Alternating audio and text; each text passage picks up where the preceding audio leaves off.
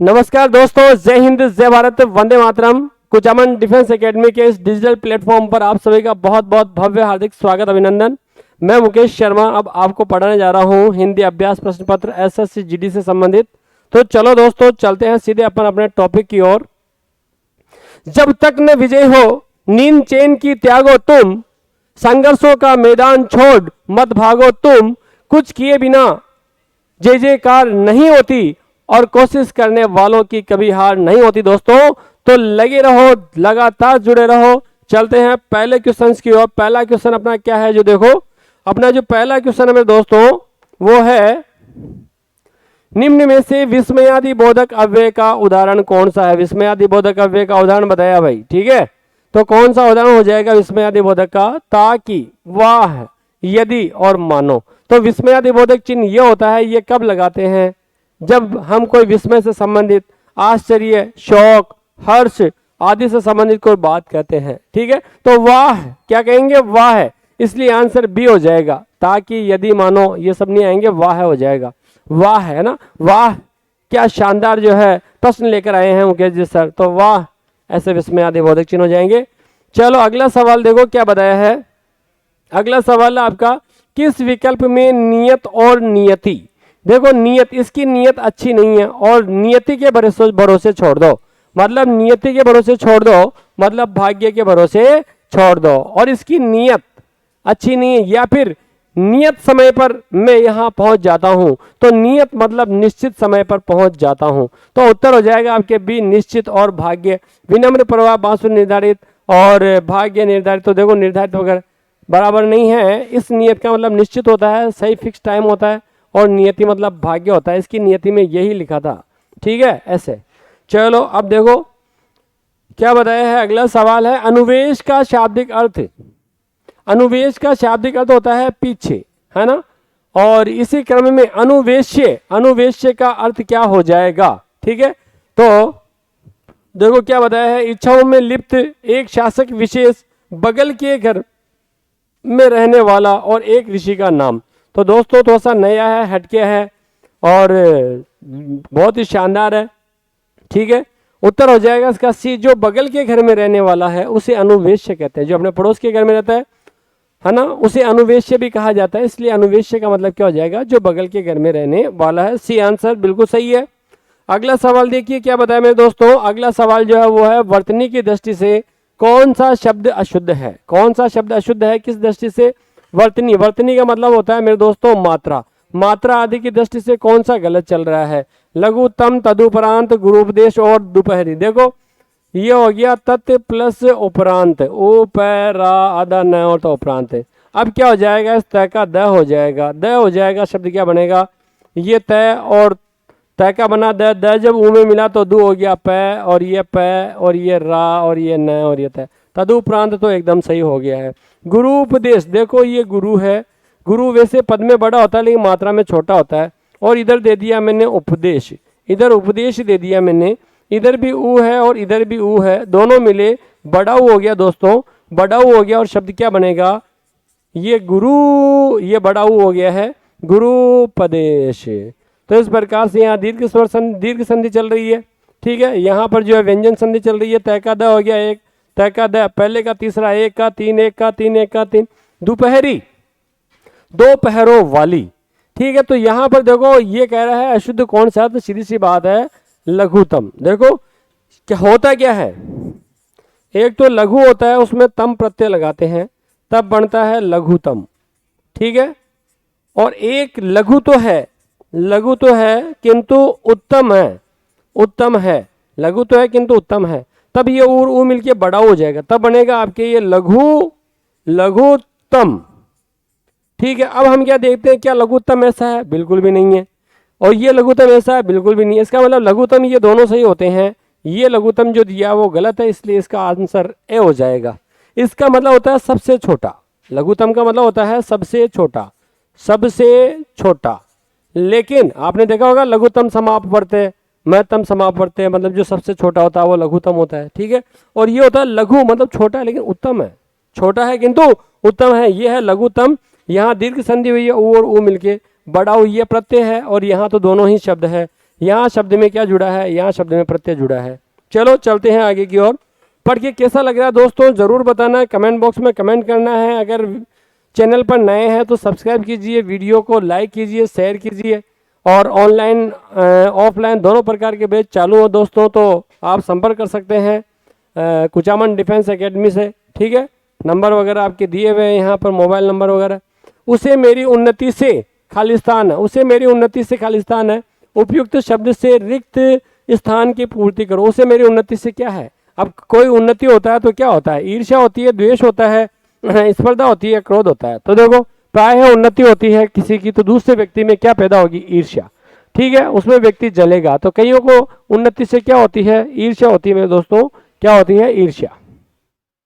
उसे मेरी उन्नति से क्या है भाई, ईर्ष्या है, ईर्ष्या जलन है। ठीक है, ऐसे। चलो अगला सवाल क्या बताया है, अगला सवाल है किस वाक्य में सर्वनाम संबंधी अशुद्धि है। देखो सर्वनाम संबंधी अशुद्धि, अब आपको पता होना चाहिए सर्वनाम क्या होता है। सर्वनाम होता है मैं, हम, तो, तुम, आप, यह, वह। जब बात सर्वनाम की आती है तो ये सारे शब्द आपको तुरंत आ जाने चाहिए। इनके कारकीय रूप में मतलब मैंने, मुझे, मुझसे, ऐसे कारकीय रूप भी सामने आने चाहिए। अब मैंने मेरा काम कर लिया, ठीक है, मैं स्वयं वहां जाना चाहता हूं, ठीक है, यह उनकी समझ में नहीं आएगा और तुम्हें ध्यान से पढ़ना होगा। तो देखो कौन सा वाला जो है आपको यहाँ लग रहा है, कौन सा वाला होने वाला, तो ये हो जाएगा यह उनकी समझ में नहीं आएगा। अरे उनकी समझ में नहीं, यह मेरी समझ में नहीं आएगा, उनकी समझ में नहीं आएगा, ऐसा नहीं है, उनकी समझ में नहीं आएगा, तुझे क्या पता। ठीक है, तो भाई सी आंसर यहाँ हो जाएगा। ये सर्वनाम संबंधी इसमें अशुद्धि चल रही है, उनकी की क्या आएगा भाई, मेरी समझ में, क्योंकि अपना खुद का पता होता है, दूसरे का अपने को क्या पता। चलो आगे चलते हैं, आगे की बात। अगला, उसे गाली देने पर खालिस्तान हुई। गाली देने पर क्या होती है भाई, संकोच होती है, लज्जा होती है, ग्लानि होती है, पीड़ा होती है। हम कोई गलत काम करते हैं फिर हमें पछतावा होता है, उस पछतावे को क्या करते हैं, अपने को अगर कोई पछतावा हो रहा है तो उस पछतावे को क्या कहा जाएगा, उसको कहा जाएगा भाई ग्लानि। तो सी हो गया ग्लानि। उसे गाली देने पर क्या हो गई है, उसे गाली देने पर ग्लानि हो गई, ग्लानि है ना, मतलब अंदर ही अंदर मन में पीड़ा उत्पन्न होती है, उसे ग्लानि कहते हैं गलत काम करने पर। चलो अगला सवाल देखो क्या बताया है भाई, असत्य विकल्प की पहचान करना है। असत्य मतलब इनमें से गलत कौन सा चल रहा है ये बताना दोस्तों। ठीक है, आमुख। अब देखो इसमें बताया क्या पूछ रहा है, आमुख केवल आ उपसर्ग से निर्मित है। हाँ बिल्कुल केवल आ उपसर्ग ही है, बाकी मुक्त तो शब्द आ गया है। ठीक है, अब ये कह रहा है केवल अ प्रत्यय से निर्मित है। भाई अ प्रत्यय कैसे है, देखो यहाँ अ उपसर्ग है, यहाँ अ उपसर्ग है, प्रत्यय नहीं है। ठीक है, ये कह रहा उपसर्ग तथा संधि प्रक्रिया से निर्मित है। बिल्कुल उपसर्ग भी है इसमें, वी उपसर्ग आ रहा है, और अवधान, अवधान जो है शब्द भी आ रहा है, वी प्लस अवधान आ रहा है, अवधान। तो यहाँ पर क्या हो गया, इस वी में ई है और ई के कारण यह हो गया है और यण संधि हो गई है, शब्द बन गया व्यवधान। तो बिल्कुल उपसर्ग भी है और संधि प्रक्रिया से भी निर्मित है। ठीक है, व्यंजित मूल शब्द में, ये जो व्यंजित शब्द है मूल शब्द में उपसर्ग है, बिल्कुल वी उपसर्ग आ रहा है यहाँ पर। ठीक है, और प्रत्यय दोनों भी बिल्कुल देखो, जित जित में छिपा हुआ है इत, हाँ जी बिल्कुल इत प्रत्यय भी आ रहा है, उपसर्ग भी है, प्रत्यय भी है, दोनों ही है। इसका मतलब उत्तर क्या हो गया, असत्य विकल्प कौन सा, असत्य विकल्प केवल और केवल जो है बी चल रहा है, जिसमें क्या कहा गया है कि केवल अप्रत्यय, अरे प्रत्यय नहीं है, उपसर्ग भी है, उपसर्ग है यहाँ पर। ठीक है, उपसर्ग और तल शब्द हो जाएगा, इसलिए बी आंसर बिल्कुल सही है। चलो चलते हैं अगले सवाल की ओर। क्या सवाल है दोस्तों अगला, ये देखो क्या बताया गया भाई अगले सवाल के बारे में, ये देखो मेरे दोस्तों। हाँ, यहाँ है निम्नलिखित में से शुद्ध शब्दों का चयन करना है। जो शुद्ध शब्द हैं उनके बारे में विचार करना है। पतंजलि, निस्वार्थ, आदि उपांत और अतिशयोक्ति। निम्नलिखित में से शुद्ध शब्दों का चयन करना है। शुद्ध शब्द कौन सा है, ठीक है, तो पतंजलि शब्द दिया हुआ है। पतंजलि में जो अंजलि शब्द में छोटी की मात्रा आती है। निस्वार्थ में जो है निस्वार्थ होता है, या फिर निस्वार्थ, एक साथ दो से आते हैं, जो मुझसे मिल जाएगा मेरे जैसा हो जाएगा, निस्वार्थ ऐसे होता है। ठीक है, पतंजलि, पतंजलि, पतंजलि इस प्रकार से होता है। ठीक है, अब बचा क्या है भाई, आद्य उपांत और अतिशयोक्ति। तो अतिशय प्लस उक्ति है और उ मिलके ओ हो गया है, बिल्कुल ये सही है। और आद्य उपांत, आदि प्लस उप प्लस अंत, देखो आदि प्लस उप प्लस अंत, ये तीन चीजें मिलके बनी है आद्य उपांत। तीसरा सही है, चौथा सही है। तो तीसरा और चौथा किसमें सही है, तीसरा और चौथा सी में सही, इसलिए सी आंसर बिल्कुल सही हो जाएगा। देखो बड़े शानदार घुमावदार सवाल है, थोड़े से एसएससी जीडी के लेवल से थोड़े से ऊपर भी है, क्योंकि आजकल एग्जाम में लेवल बढ़ता जा रहा है दोस्तों, इसलिए थोड़ा सा हट करके और शानदार जो है सवालों का कलेक्शन करके लेके आ रहा हूँ, इसलिए आप साथ में बने रहें, लगातार शेयर करें, लाइक करें, अपने स्टेटस पे लगाएं, फेसबुक पर शेयर करें, ये सब आपके लिए ही है मेरे दोस्तों। तो इसके लिए ज़्यादा से ज़्यादा और कुछ भी नहीं, थोड़ा शेयर वगैरह करेंगे तो हमारे लिए भी अच्छा रहेगा, नाम हो जाएगा। और तो क्या है, किस वर्ग में सभी शब्द बादल के पर्यायवाची नहीं है? अरे बादल के पर्यायवाची किस में नहीं है? तो जो जल देता है, जो वारी देता है, जो पय देता है, बिल्कुल है, ठीक है। इसी प्रकार से जो तोय देता है, जो नीर देता है, जो जल देता है, बिल्कुल है।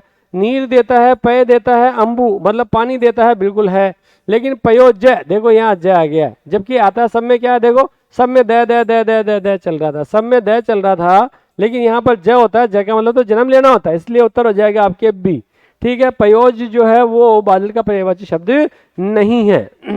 चलो अगला सवाल देखो क्या बताया, मान शब्द का अर्थ क्या होगा? मान शब्द का क्या अर्थ होने वाला है ये बताया। मान शब्द का अर्थ क्या होता है? सम्मान। तो देखो क्या बताया, सम्मान, इसमें निम्नांकित में से कौन सा उपसर्ग लगने पर इसका अर्थ घमंड हो जाएगा? अब बताओ, ये मान शब्द का मतलब होता है सम्मान, ठीक है। अब इस मान में क्या जोड़ दूं? इस मान में क्या जोड़ दें कि यह घमंड बन जाए, यह घमंड बन जाए। तो भाई घमंड के लिए क्या होता है, ठीक है, सन, सम्मान, अपमान, अभिमान और अनुमान। तो आपको पता है अभिमान, और अभिमान का मतलब होता है घमंड, अभी में मान जोड़ लो।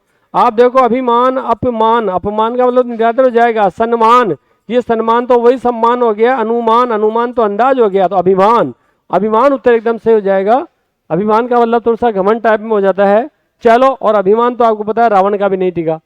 इसमें से किस वर्ग में शब्द का सही अर्थ नहीं है? कौन से वर्ग में शब्द का सही अर्थ नहीं है बताना है। मेघ बादल को बिल्कुल कहते हैं, दुम पूंछ को बिल्कुल कहते हैं, रुचिर और जो है सुंदर को बिल्कुल कहते हैं, लेकिन दामिनी रात्रि को नहीं कहते, दामिनी कहते हैं बिजली को। दामिनी हो मेरी दामिनी, है ना, दामिनी बिजली की तरह कड़कती है, चमकती है, बिजली को ही कहते हैं, ठीक है। चलो चलते हैं अगले सवाल की ओर मेरे दोस्तों। अगला सवाल क्या आया है? अगला सवाल है, निम्न में से असंगत युग्म को, आपको क्या बताना है भाई, इनमें से जो असंगत युग्म है उसके बारे में बताना है, ठीक है।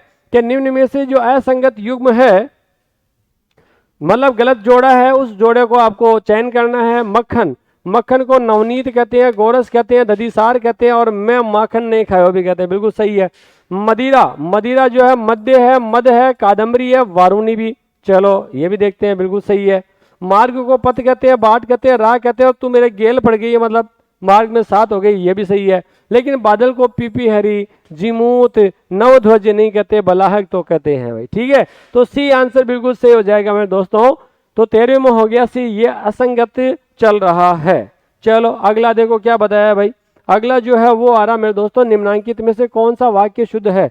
अरे भाई कौन सा वाक्य शुद्ध है, कौन सा वाक्य शुद्ध है? बेटी पराए घर का धन होता है, बेटी पराए घर का धन होता है। अरे होता नहीं है, बेटी है तो होती है। आपको बताना है शुद्ध वाक्य कौन सा है। मुझे आज कानपुर जाना है, मुझे आज कानपुर जाना है, चलो ठीक है। और मेरे को, अरे मेरे को नहीं कहते मेरे दोस्तों, मुझे कहते हैं, मुझे, ठीक है, मेरे को नहीं कहते, मुझे कहते हैं, मुझे ये अच्छा नहीं लगता है। मेरा प्राण, अरे प्राण हमेशा बहुवचन में होता है, इसलिए मेरा नहीं होता है, मेरे, मेरे प्राण होता है। इसका मतलब केवल और केवल एक वाक्य शुद्ध चल रहा है, वो है आपके बी, मुझे आज कानपुर जाना। बाकी सब में कुछ न कुछ अशुद्धि चल रही है। यहाँ लिंग संबंधी अशुद्धि हो गई, यहाँ वचन संबंधी हो गई, यहाँ सर्वनाम संबंधी अशुद्धि हो गई है। आजकल एग्जाम में अशुद्धि का प्रकार भी पूछा जाता है दोस्तों, तो ध्यान रखना है आपको, ठीक है। चलो चलते हैं आगे की ओर। अगला जो है वो क्या हो गया है, ये देखो साहब, विरोध करना। विरोध करना अर्थ सूचित करने वाला मुहावरा कौन सा है? इस अर्थ को प्रकट करने वाला मुहावरा कौन सा है? विष उगलना, विरोध करने से संबंधित। विष उगलना, आवाज उठाना, पीछे पड़ना और सिर उठाना। आप बताओ, जो है सिर उठाने मतलब तो होता है स्वाभिमान के साथ में जीना, लेकिन पीछे पड़ना, किसी चीज के पीछे हाथ धो के पीछे पड़ जाते हैं। जो आवाज उठाना क्या हो जाएगा? बी हो जाएगा, आवाज उठाना। विरोध करने वाला होता है कि आवाज उठाना है भैया, हाँ आवाज उठा लेना जो है वो क्या कहलाएगा? विरोध करना कहलाएगा। चलो अगला सवाल देखो, 15 सवाल तक अपने एसएससी जीडी के अंदर लगातार केवल व्याकरण से संबंधित, वो भी वोकैबुलरी से संबंधित आते हैं, लेकिन उसके बाद में आपके गद्यांश आता है। मैं गद्यांश फिलहाल दे नहीं रहा हूँ, इसलिए नहीं दे रहा हूँ कि गद्यांश के उसके उत्तर उसमें से छाट छाट के लिखने होते हैं, बहुत ईजी होता है। तो इससे अच्छा है मैं आपको इनका ज़्यादा से ज़्यादा कराऊँ, और फिर बाद में अपन गद्यांश का एक अलग से टॉपिक लेंगे अपन, ठीक है। तो देखो क्या बताया मेरे दोस्तों, ये देखो, नाक पर सुपारी तोड़ना, ओहो नाक पर सुपारी तोड़ना, नाक पर सुपारी तोड़ना है, बेइज्जत करना, कठिन कार्य करना, निंदा करना, बहुत परेशान करना। भाई क्या होने वाला है? बिल्कुल डी आंसर एकदम सही है, डी आंसर एकदम सही है, बहुत परेशान करना, बहुत ज्यादा परेशान करना। ये कहलाता है नाक पर सुपारी तोड़ना। ज्यादा परेशान, नाक पर सुपारी टूटेगी, परेशानी होगी, तकलीफ तो होगी होगी, है कि नहीं? ये बहुत बहुत ज्यादा परेशान कर रहे हैं। ठीक है, चलो अगला सवाल देखो दोस्तों क्या हुआ। अगला सवाल क्या आया है? प्रभुता पाही, मतलब जब स्वामित्व मिल जाता है, बहुत पैसा मिल जाता है, काहि मद नाही, तो किसमें घमंड नहीं आता, किसमें मद नहीं आता। जब आदमी के पास में धन, ऐश्वर्य, संपत्ति आदि आ जाते हैं तो घमंड होना तो स्वाभाविक है, किसमें नहीं आता है। इस लोकोक्ति का सही अर्थ क्या होता है?